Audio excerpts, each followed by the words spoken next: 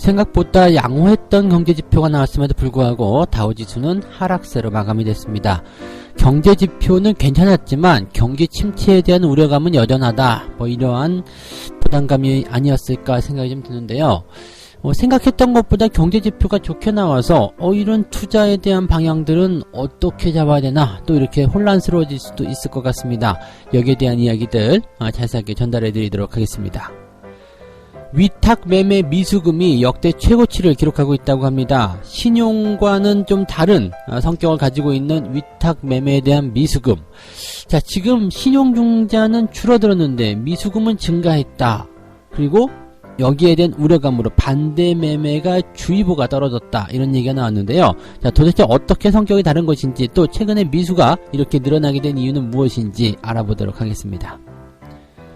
글로벌 유가가 계속해서 하락세를 보이고 있다고 합니다. 지금 역대 최저치 떨어지고 있다 이런 얘기도 있는데요. 10달러대로 떨어지는 모습도 살짝 보였었죠. 지금은 다시 살짝 반등하는 모습이긴 합니다만 최근에 유가에 대한 상황이 썩 좋지 않다고 합니다. 장기 투자도 조심해야 된다 이렇게 얘기를 하고 있는데, 자, 최근에 유가에 관심 있는 분들 굉장히 많으실 텐데요. 유가에 대한 이야기들 전달해 드리도록 하겠습니다.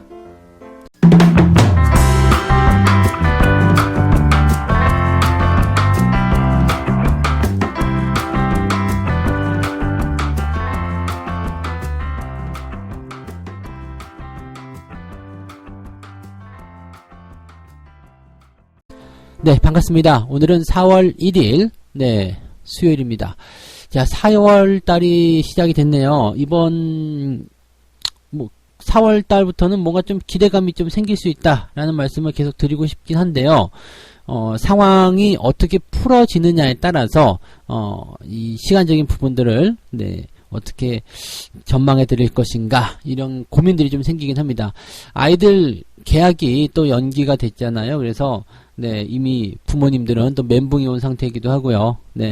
만우절 장난 아니고 아이들 개학이 4월 16일 초등학교 그 고학년 기준으로 4월 16일로 연기가 됐고 중고등학생 같은 경우는 온라인 개학이라고 얘기를 하더라고요. 그러니까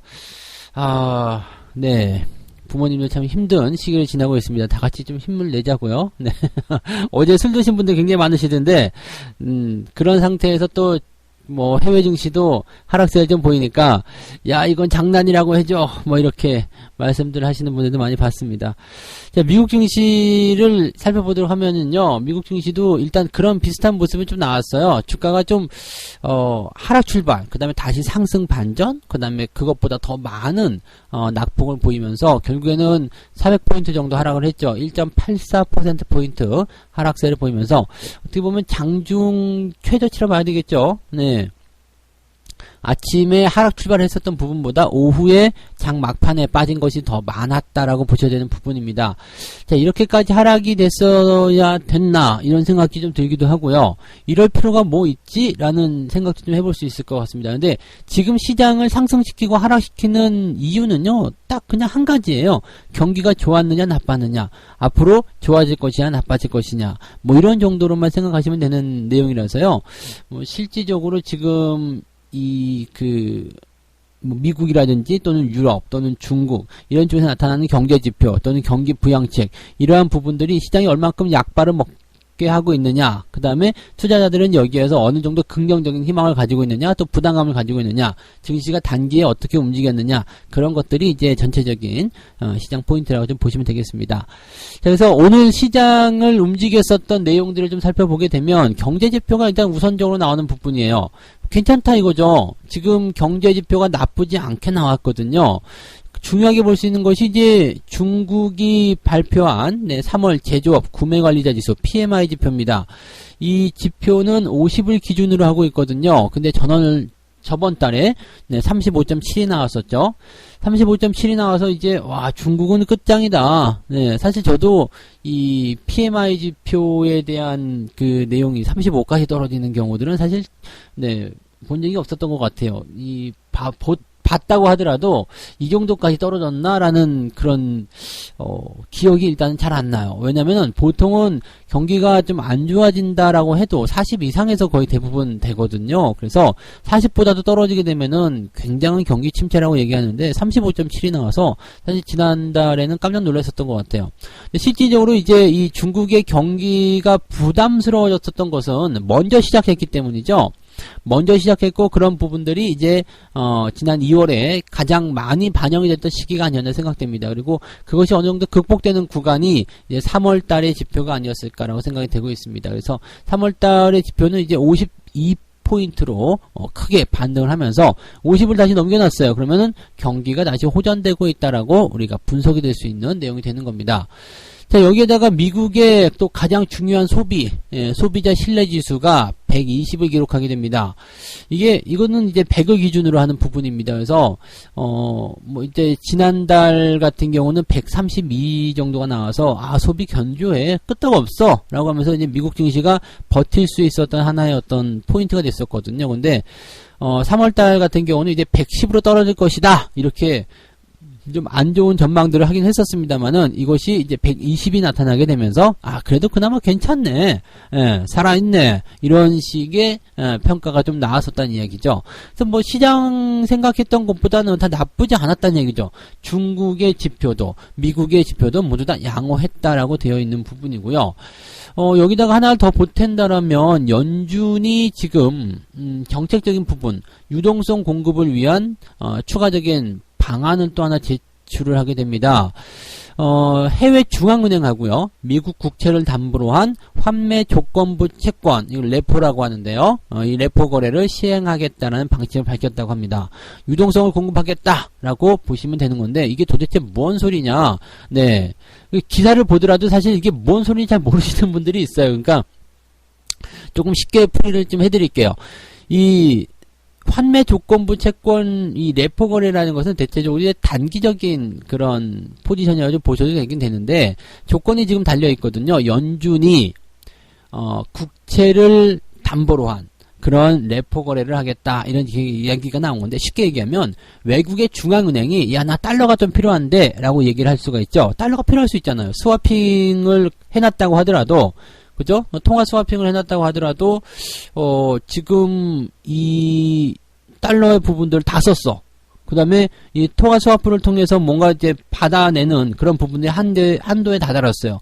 그렇게 될 수도 있거든요. 그래서 여기에서 만약에 그런 상황이 벌어지게 되면 어떻게 될 것이냐, 이러한 어떤 부담감이 생길 수 있죠. 그래서 만약에 그런 상황이 온다고 하더라도 걱정하지 마라. 돈 더 줄게. 대신에 너희들이 가지고 있는 국채를 우리한테 담보로 줘. 이런 거. 즉, 외국 중앙은행이 미국 국채를 가지고 있을 때, 가지고 있는 미국 국채를 연준에게 맡기게 되면 그 담보만큼 달러를 주겠다, 이런 식의 얘기가 나오는 거죠. 그래서 어떻게 보면은 이제 미국 국채만 가지고 있으면 달러를 그만큼 더 가져다 쓸 수 있기 때문에 달러 유동성에 대한 부분들은 부담이 없을 것이다 라고 되어 있는 거죠. 그러니까 달러를 더 풀겠다는 얘기입니다. 뭐 국채만 맡겨, 그럼 우리가 돈 줄게. 통화 스와프 하지 않더라도 일단 국채부터 맡겨. 그렇게 될 수도 있는 거거든요. 그러니까 중국 같은 경우는 이제 미국 국채를 상당히 많이 가지고 있기 때문에 달러 필요하다 그러면 국채 많이 맡겨놓고 달러를 가져올 수도 있다, 이렇게 볼 수도 있겠죠. 어떻게 본다라면은 국채를 달러로 소환하는 미국의 좀 큰 어떤 그런 계획 아닐까 싶기도 하고요. 국채라는 것은 사실 미국의 어떤 그런 의도가 좀 깔려있는 것이 아닐까 생각도 좀 듭니다. 근데 어쨌건 간에 지금 이렇게 국채를 맡기든 뭐가 됐든지 간에 해외 중앙은행들에게, 해외 각 국가들에게 달러를 더 많이 풀어주겠다라고 얘기한 것은 정책적인 부분에서 긍정적으로 받아들일 수 있는 내용이라고 생각하시면 되겠습니다. 그래서 뭐 지금은 이제 유동성 공급한다고 그러지, 경제지표 좋다고 그러지, 뭐 사실 걱정할 게 없거든요. 그런데 왜 자꾸 이렇게 주가가 또 빠지느냐, 왜 안 올라가느냐라는 예상을 좀 하실 수가 있을 것 같긴 합니다.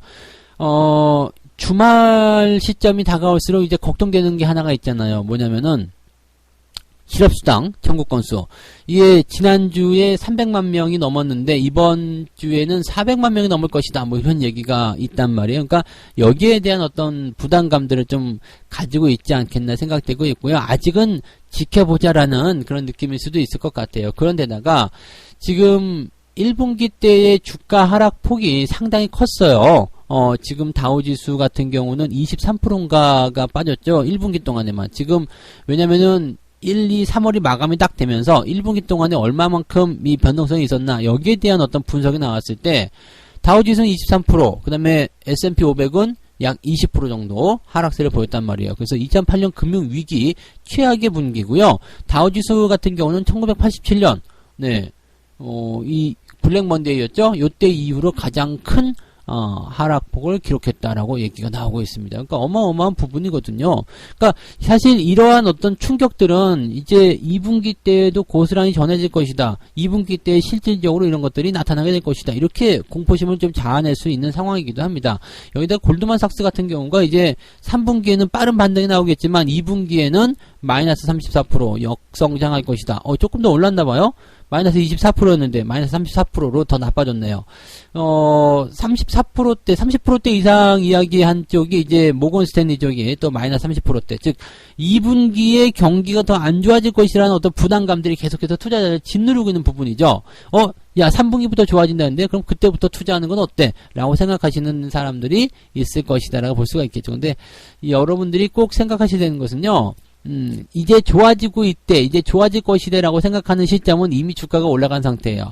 증시라는 것은, 주가라는 것은 이제 실물 경기보다 조금 더 선반영이 되는 경우들이 있거든요. 그래서 만약에 지금 뭐 경기 상황이 안 좋아라고 한다면 증시는 이미 먼저 더 하락했을 겁니다. 왜냐하면 이 사람들의 심리를 미리 반영하는 것이 증시이기 때문이죠. 그래서 3분기부터 좋아진대라고 한다면 2분기가 가장 매매하기 좋은 시기라는 것만은 알고 계셔야 될 것 같습니다. 그래서 당장은 이제 경제지표가 좋아져 있지만 2분기는 담보할 수 없기 때문에 사람들은 우려감을 가지고 있다. 그래서 주가가 변동성을 보였다라고 할 수 있겠습니다만 3분기부터 만약에 좋아진다면 2분기 어느 즈음이 여러분들에게 매수하기 좋은 그런 타이밍. 어떻게 보면 지금부터 3분기가 시작되는 바로 그 즈음까지도 주가가 꾸준하게 바닥을 잡고 상승할 수 있는 좋은 타이밍이 될 수도 있겠죠.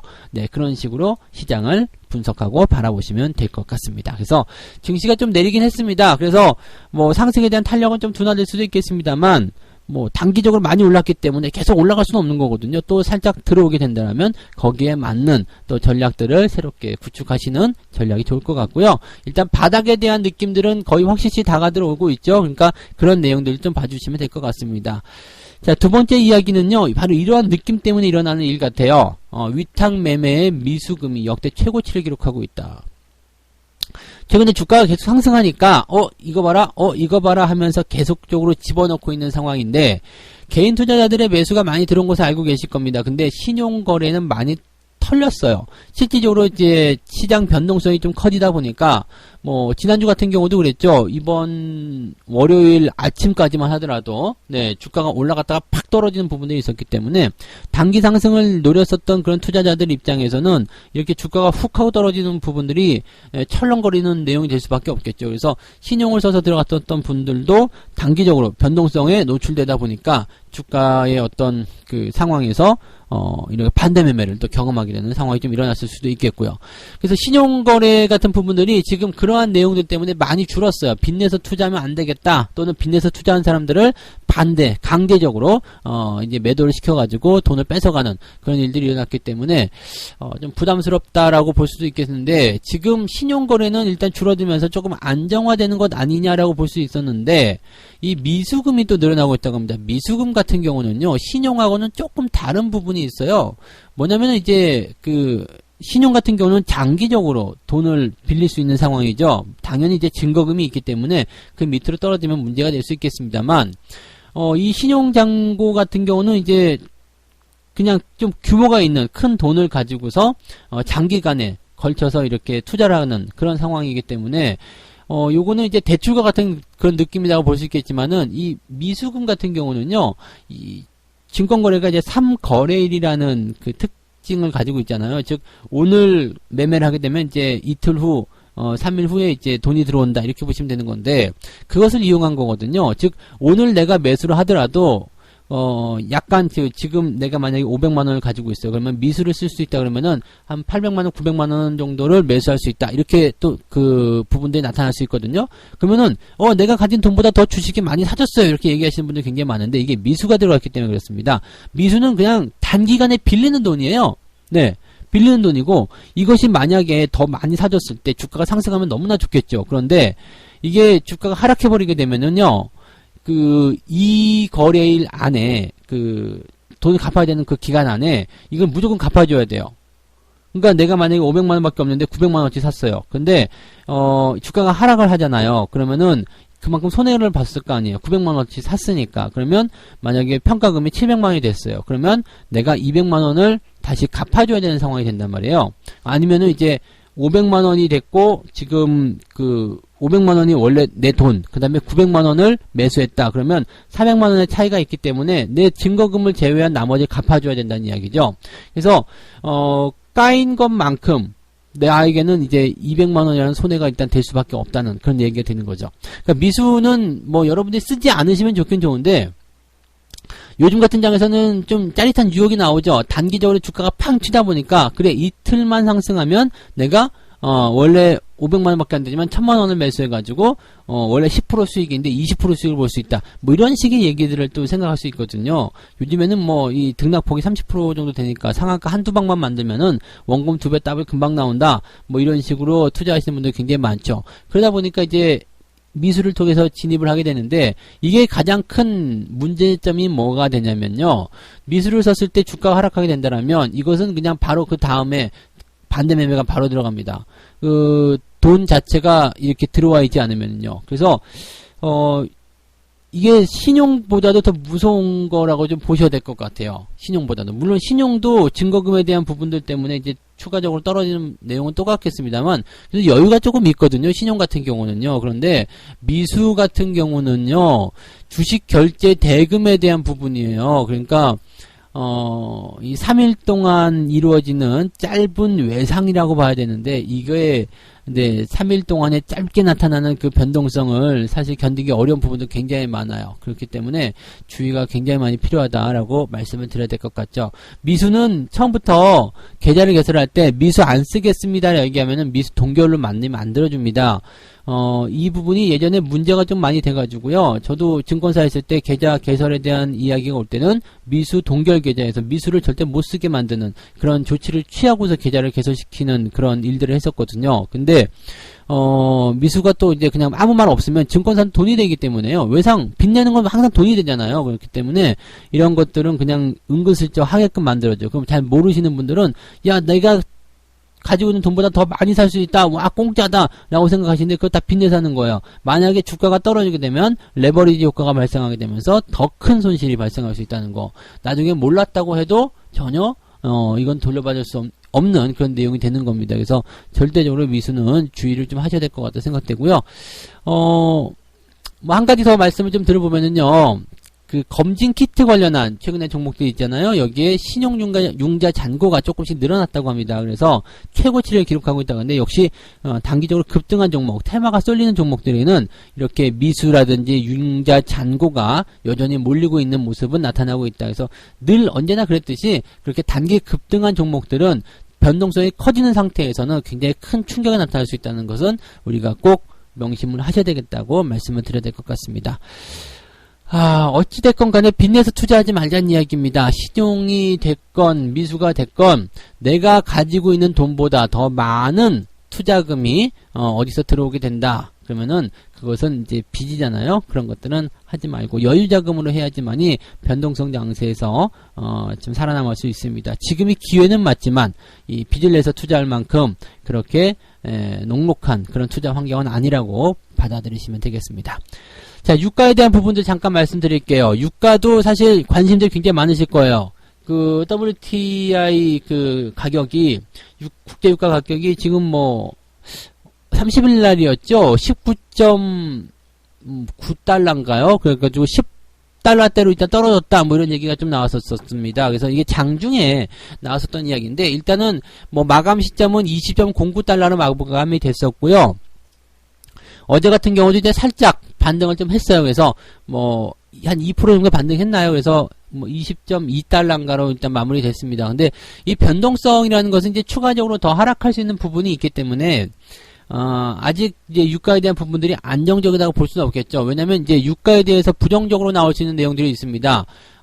이번 달부터 유가에 대한 부분들이 이제 또 증산하겠다는 얘기가 나옵니다. 지금 감산이 왜 증산이요? 라고 얘기가 나올 수 있겠는데, 지금 보시면 이제 러시아가 증산을 하고 있는 모습이 있죠. 그 다음에 이라크 오펙에서 가장 석유를 또 많이 파고 있는 나라 중에 하나인 이라크가 또 증산하겠다는 얘기가 나옵니다. 아니 왜 자꾸 증산을 하게 됩니까? 이런 얘기가 나오고 있는 건데, 지금 이렇게 되는 이유는요, 러시아가 이제 촉발했다고 볼 수 있겠죠. 러시아가 나는 이제 기름을 계속 많이 파낼 거야. 오펙은 감산하자고 했어요. 수요가 감소하기 때문에 공급을 좀 줄이자, 이렇게 얘기가 나왔는데, 러시아는 아니 왜 그러냐? 나는 어차피 많이 팔아먹을 거야. 몰라, 니들하고 관계없어 라고 하고 자기네들은 증산하겠다는 얘기가 나왔습니다. 거기에 대한 배경은 지난번에 잠깐 썰로서 이야기 한번 해드렸었고요. 뭐 아무튼 그거 참고하시면 될 것 같습니다. 그래서 어쨌건 간에 러시아는 그런 식으로 해서 증산을 계속하는 모습이 나타났죠. 그러면 시장에 기름이 많이 풀리게 되는 거, 만약에 사우디 오펙 국가에서는 감산을 하고요, 러시아는 계속 증산을 해요. 그러면 시장에 어느 나라 기름이 많아지냐면 러시아 기름이 많아진다는 이야기예요. 그러면 시장 점유율 확대로 이어질 수가 있겠죠. 그러면 오펙 입장에서 굉장히 이게 좀 불편한 상황이거든요. 그래서 사우디도 다시 모르겠다, 우리도 시장 점유율을 확대하기 위해서 증산해야 되겠다라고 나오니까 다른 오펙 국가에서도 증산이 되는 거죠. 증산이 되는 거가 되기 때문에 수요는 없는데 공급은 더 늘어난대요. 그럼 유가는 더 하락할 수도 있다라고 얘기가 나올 수가 있는 거죠. 그러니까 지금 현재 상태에서는 유가가 이제 거의 바닥이다, 반등하지 않겠냐라고 생각해서 최근에 원유 선물 관련한 부분들을 매수하신 분들이 굉장히 많다라고 하죠. 지금 보면은 코덱스 WTI 원유 선물에는 4,190억, 4,200억 정도 들어갔고요. 그 다음에 타이거 원유 선물에서는 2,168억, 이렇게 개인들의 순매수가 들어와 있다라고 합니다. 근데 이제 이 유가가 추가적으로 더 떨어지게 된다면 아무래도 좀 부담스럽지 않겠느냐, 이렇게 보여질 수도 있겠죠. 그래서 단기적인 변동성, 물론 유가가 계속해서 떨어지게 되는 것도 사실 원하지는 않을 거예요. 왜냐면 미국 같은 입장에서는 셰일 오일을 또 만들어야 되는데 이게 채산성이 이렇게 되면 더 떨어지게 되죠. 그래서 석유 패권을 가져와야 되는 그런 미국의 속내 입장에서는 반가운 소식은 아닐 거라는 이야기죠. 그래서 요런 부분들이 어느 정도까지 갈 것이냐, 여기에 대한 것들은 이제 어느 정도 생각을 좀 해봐야 되겠죠. 그러니까 이렇게 본격적으로 조치에 나서게 된다면 유가는 더 이상 내려가지 않고 반등을 할 수 있겠습니다만, 현재 시점에서는 일단 그런 조치가 나오지 않은 상태에서 증산에 대한 불안감들은 나오고 있기 때문에 오히려 더 주가가 하락할 수 있는 포인트, 그 다음에 2분기 때도 경기가 좀 좋지 않을 것이다, 이런 얘기들 나오잖아요. 그러니까 이러한 내용들이 아무래도 이제 유가의 어떤 상승에 제한적인 부분을 주게 될 것이고, 더 빠질 수도 있다, 더 하락할 수도 있다라고 얘기가 나오는 거죠. 그래서 유가를 보고서 이제 바닥이니까 매수하자라고 해서 와장창 매수가 들어오고 있다라고 하는데, 항상 늘 드리는 말씀이지만 바닥인 것 같으니까가 아니라 바닥이니까가 돼야 됩니다. 항상 확인하고 매수하셔야 되겠죠. 유가가 많이 빠진 것은 맞습니다. 그런데 여기서 더 빠질 수도 있다라는 것을 생각하셔야 되겠죠. 네, 늘 바닥, 더 이상 빠지지 않는 것이 확인되었을 때, 그럴 때 매수가 들어간 거 잊지 마시고요.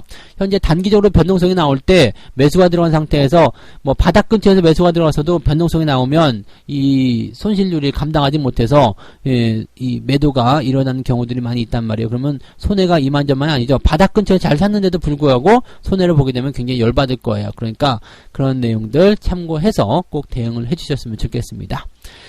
자, 오늘 이렇게 세 가지 이야기 전달해 드렸습니다. 뉴욕 증시가 양호한 경제지표에도 불구하고 침체 우려감, 경기 침체에 대한 우려감 때문에 하락 마감을 했다는 이야기 전달해 드렸는데, 뭐 일단 좀 더 지켜봐야 되겠죠. 네, 지켜봐야 될 테고, 이제 2분기 동안에는 실질적으로 이제 투자자들이 걱정할 만한 부분들이 지표상으로 많이 나타나게 될 수도 있다, 이런 얘기들, 그런 것들은 근데 대체적으로 바닥에서 만들어지는 구간들이고요. 또 3분기부터 시장이 반등하게 된다면 2분기가 가장 어두운 구간, 즉 매수하기 좋은 구간이 될 것이다. 또 증시는 미리 반영이 되기 때문에 2분기를 통으로 나쁘게 볼 것이 아니라 어느 정도 시점에서 저점이 잡히게 될 것이다. 먼저 주가는 상승하게 될 것이다 라고 말씀을 좀 드렸습니다. 참고하시고요. 그 다음에 위탁매매 미수금. 이 미수금은 신용하고 조금 다르다고 그랬습니다. 단기적인 외상금이라고 말씀을 드릴 수 있겠는데, 이것이 늘어나고 있다는 것은 이제 뭐 신용융자에 대한 부분들은 좀 많이 이제 털려나갔다라고 봐야 되는 부분들이고요. 지금은 현재 현금 박치기로 해야 되나요? 현금을 담보로 한 짧은 어떤 그런 부분들, 즉 외상을 써서 매매하기 좀 그렇고 그냥 짧은 시간 동안 반등하는 것을 이용하다 보니까 또 욕심이 나고 뭐 그랬던 것 같아요. 여전히 미수금도 그런 부분에서 부담을 주고 있다고 보셔야 되겠죠. 그래서 단기적인 변동성이 나타날 때 반대 매매가 많이 터질 수 있기 때문에 여러분들 거래하실 때 신용뿐만 아니라 미수금 절대 쓰지 않도록 주의하시기 바랍니다. 자, 글로벌 유가가 계속해서 하락하고 있는데 바닥이라는 인식 때문에 매수가 많이 들어오고 있다, 이런 얘기들이 있습니다. 하지만 이 상황 자체가요, 당장 반등이 나가기는 조금 어려운 부분으로 연결되고 있죠. 그래서 이런 상황들 모두 다 참작을 해서 바닥을 꼭 확인하고 나서 그 다음에 매수를 들어가라, 그렇게 말씀을 드리고 싶은 거죠. 그런 식으로 여러분들 판단하시면 되겠습니다. 자, 책 한 꼭지 읽고 마무리하도록 하겠습니다. 어떤 개별 주식에 대한 자신의 투자 의견을 결정한 이후 너무 지나치게 앞서서 뛰어들지 마라. 기다리면서 매수하게 될 확정적인 신호가 나타나게 될 때까지 주가의 움직임을 관찰하라. 자, 내가 어느 주식에 대해서 또는 시장에 대해서 지금이 바닥이야, 매수야 라고 생각했다라면 그 부분들이 더욱더 확신해질 때까지 기다려달라라고 말씀을 드릴 수 있는 거죠. 물론 그러다가 놓치는 경우도 많이 있겠습니다만은 당장 사는 것이 아니라, 즉 매수 같은 경우는 3번에 걸쳐서 심사숙고하라라는 얘기도 있을 정도로 신중하게 해야 된다는 이야기라고 보시면 되겠습니다. 자, 오늘은 여기까지 이야기해 드릴게요. 오늘도 여러분들 약간의 변동성은 예상됐지만 힘찬 4월 출발하시기 바라고요. 성공 투자 해내시기 바랍니다. 저는 다음 시간에 다시 올게요. 고맙습니다.